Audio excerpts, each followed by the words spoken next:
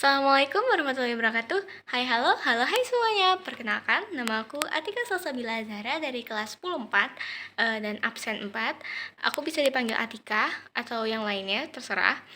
Jadi di sini aku akan menjelaskan tentang konfigurasi elektron serta penentuan periode dan golongannya. Nah, konfigurasi elektron ini terbagi menjadi dua sesuai dengan teori penemunya, yaitu ada konfigurasi elektron punyanya Bohr dan yang kedua punyanya mekanika kuantum.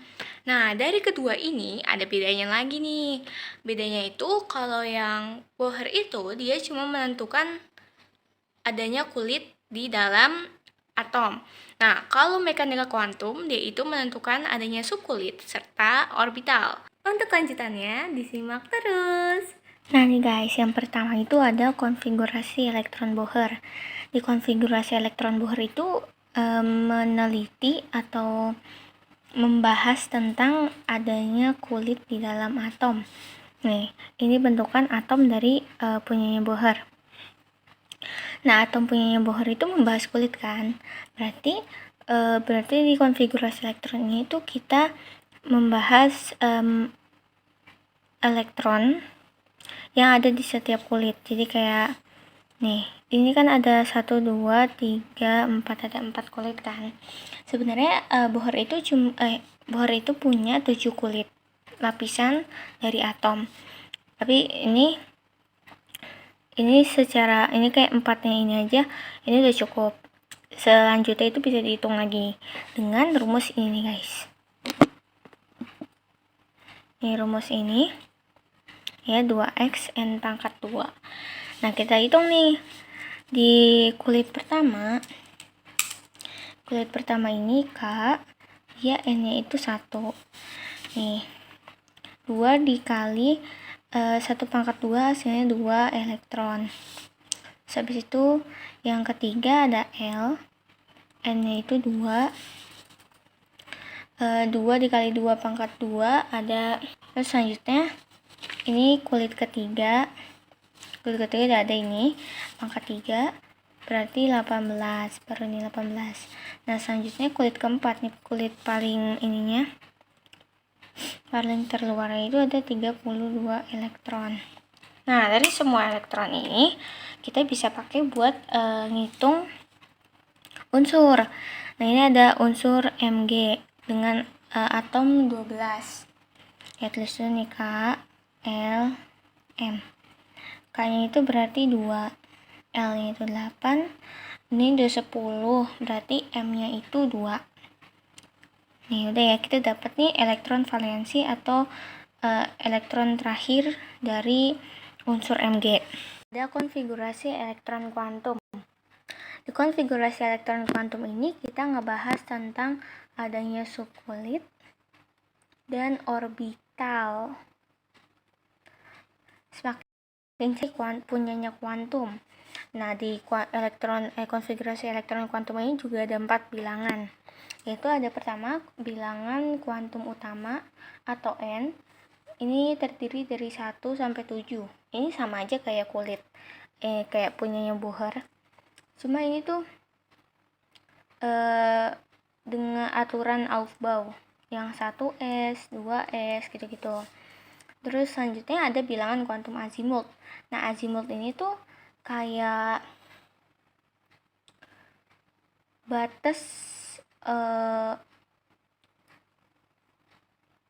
batasnya gitu loh.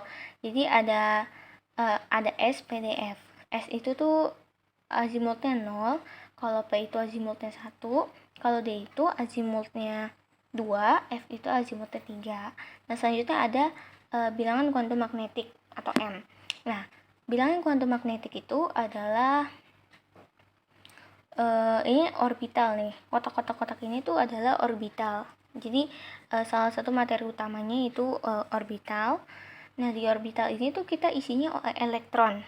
Nah, di bilangan kuantum ini dia tuh ada aturannya. Kalau setiap orbital itu hanya bisa diisi 2 elektron dan dituliskan secara terbalik atau bertentangan gitu. Jadi kayak gini.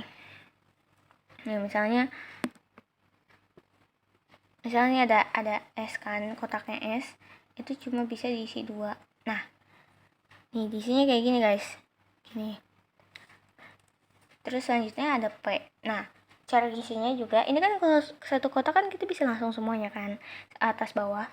Nah, kalau misalnya ada 3 kotak ini tuh kita isi semuanya atas dulu, semuanya kita penuhin, baru kita isi bawahnya.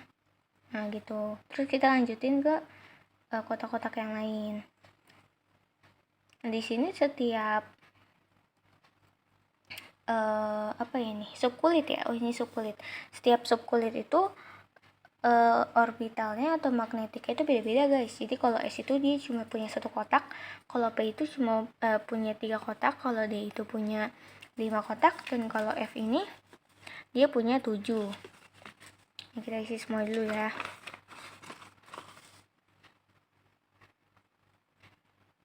Ini pokoknya diisi gini lah ya guys ya, semuanya dulu yang ke atas, baru isi yang ke bawah.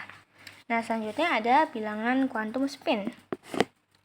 Bilangan quantum spin ini tuh kalau misalnya ini nih, kita bilangnya apa ya, cangkulnya deh. Kalau misalnya cangkulnya itu ke atas, dia itu plus 2 1/2 plus 1/2. Nah, kalau cangkulnya ke bawah, dia itu minus 1/2. Itu guys. Nah, kalian udah dengerin kan penjelasan dari gimana cara kita menentukan konfigurasi elektron punyanya Bohr sama mekanika kuantum. Nah, selanjutnya materi terakhir nih, yaitu penentuan periode serta golongan dari suatu unsur di unsur-unsur kimia. Nah, penentuan golongan ini tuh penting banget, karena nggak mungkin dong kita menghafalkan satu tabel periodik yang ada 100 lebih unsur. Ya nggak sih? Jadi kita tuh memakai teknik ini untuk mencari lebih gampangnya di mana unsur itu berada, di periode apa dan di golongan apa. Jadi selanjutnya jangan lupa disimak terus. Enjoy the video. Oke deh, nih materi terakhir kita nih, yaitu penentuan golongan dan periode. Nah, penentuan golongan periode ini tuh gimana caranya kita nentuin suatu unsur ada di golongan dan periode apa. Nah, ini ya, cara pertama itu periode itu tuh ditentukan oleh kulit tertinggi dari suatu urutan konfigurasi elektron. Terus selanjutnya ada golongan. Nah, golongannya ada 2 materinya nih. Yang pertama dulu nih. Yang pertama adalah melihat subkulit terakhir. Nih, kalau misalnya S itu golongannya A, kalau P itu golongannya A juga, kalau D itu golongannya B, kalau F itu golongan latanida atau actinida. Nah, intinya kalian bisa bedain kalau D itu dia B sendiri. Dia golongan B sendiri, sedangkan kalau S sama P itu golongan A. Lalu selanjutnya cara menghitung jumlah elektronnya. Nah, kalau S itu tuh dia nggak perlu siapa-siapa. Jadi misalnya kalau udah 2S pangkat 2, udah nih, berarti dia golongannya 2 gitu. Nah, kalau P dan D itu tuh dia membutuhkan S.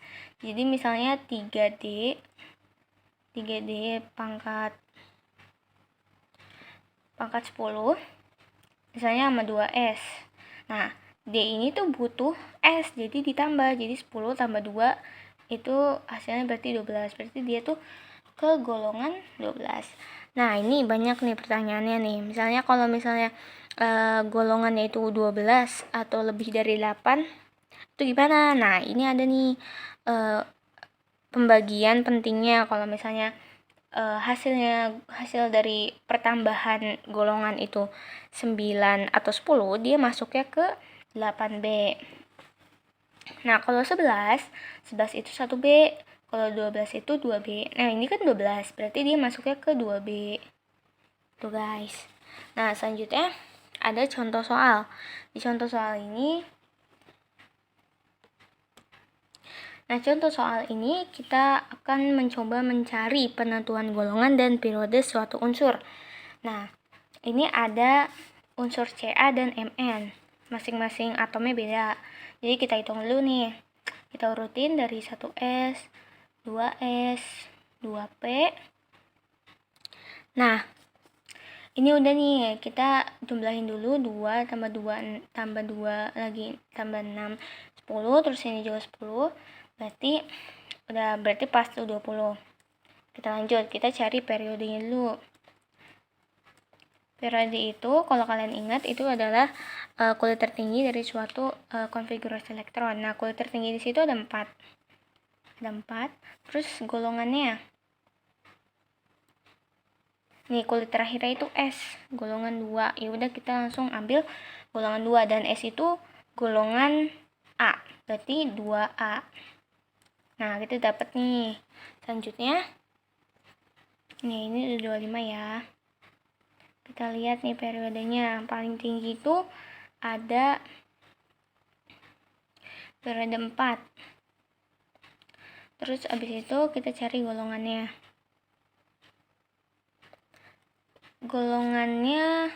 Terakhirnya D tuh guys. Tuh lihat ya, terakhirnya D. Berarti kalau D itu apa tadi?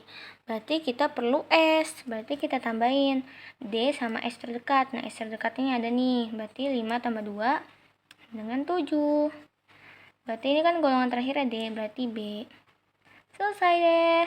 Nah, buat kalian yang udah simak sampai akhir, terima kasih banget ya. Semoga bisa membantu dalam pengerjaan materi-materi kalian sesuai materi yang aku kasih. Dan semoga bermanfaat juga. Maaf juga kalau ada kesalahan kata dan kekeliruan. Terima kasih atas perhatiannya. Assalamualaikum warahmatullahi wabarakatuh. Bye-bye.